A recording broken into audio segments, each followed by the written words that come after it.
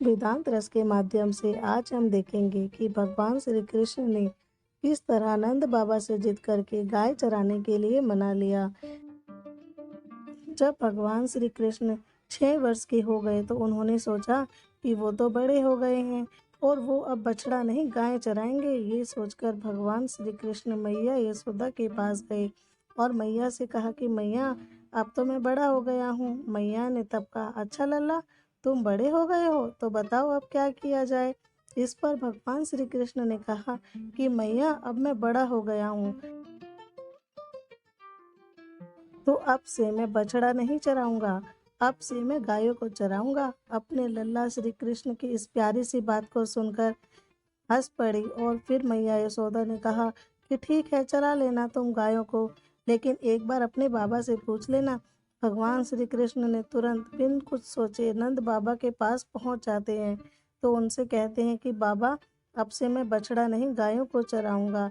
तब नंद बाबा ने कृष्ण को समझाते हुए कहा कि देखो लल्ला, तुम अभी बहुत छोटे हो, इसलिए तुम अभी बछड़ों को ही चराओ।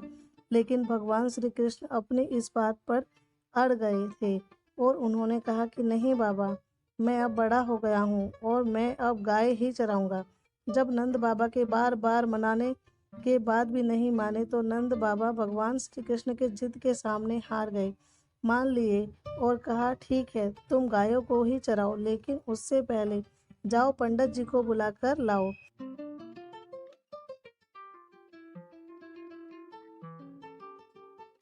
वो गोचारण का शुभ मुहूर्त देखकर बता देंगे। भगवान श्री कृष्ण तुरंत दौड़ते हुए पंडित जी के पास गए और उनसे कहा कि पंडित जी, आपको बाबा ने बुलाया है गोचारण के मुहूर्त देखने के लिए।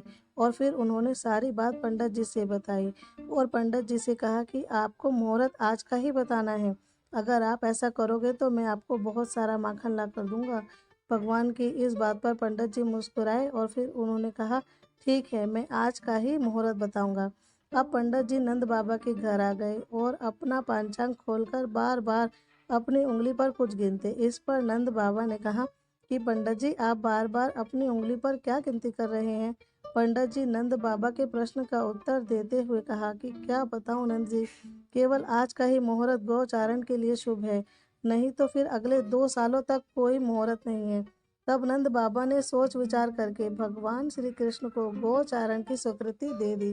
कहते हैं ना, हमारे प्यारे भगवान जिस समय का भी कोई कार्य करते हैं वही समय शुभ हो जाते हैं। नंद बाबा के आदेश के बाद उसी दिन से भगवान श्री कृष्ण ने गायों का चराना आरंभ कर दिया। जिस दिन भगवान ने गाय चराना प्रारंभ किया वो दिन गोपा अष्टमी के नाम से जाना जाता है। अब भगवान श्री कृष्ण गौ चराने के लिए तैयार होने लगते हैं और मैया यशोदा उनका श्रृंगार करती रहती है। लेकिन जैसे ही मैया यशोदा ने भगवान को उनके पैरों में जूतियां पहनने लगी तो भगवान बोलते हैं कि मैया, मैं इसको नहीं पहनूंगा। और फिर कहते हैं कि मेरी गैया भी तो जूते नहीं पहनती तो मैं कैसे पहन लूं, और तभी जूते पहनूंगा जब पहले आप सभी गायन को जूते पहनाएंगी। उसके बाद से भगवान श्री कृष्ण जब तक वृंदावन में रहे उन्होंने कभी जूतियां नहीं पहनी और नंगे पैर ही पूरा वृंदावन के पूरी धरती को पावन करते रहे। अब भगवान श्री कृष्ण भी अपने सखाओं संग गायों को चराने लगे, पांव ही निकल जाते। अब भगवान जहाँ गायों को चरा रहे थे वह वन सभी गायों के लिए हरा भरा हो गया है और अनेक प्रकार के रंग बिरंगे फूल पत्तियों वाला हो गया है।